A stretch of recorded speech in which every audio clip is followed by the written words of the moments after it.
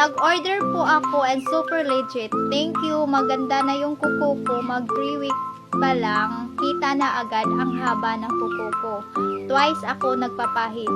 Oh, diba? Legit na legit talaga itong cuticle oil. Dahil ito rin po yung pinapahid ko sa kuko ko. Tingnan niyo naman yung kuko ko. Oh. Ayan. Pag, pwede nyo naman itong ipahid ng kagaya po ni ma'am. Sabi ko niya, twice ako nagpapahid. O, twice. Ito talaga, talaga to, 3 to 4 times a week. Ayan. Ayan. Tapos, napakabango po niya. Nagustuhan ko to kaysa sa sa bawang. Kasi yung bawang, ayaw ko talaga yung amoy ng bawang. At ito, nagustuhan ko talaga to. Ayan. Tapos yan din. Para maging healthy and strong yung mga fingernails niyo. Ayan po siya. Napakadali lang po nitong gamitin.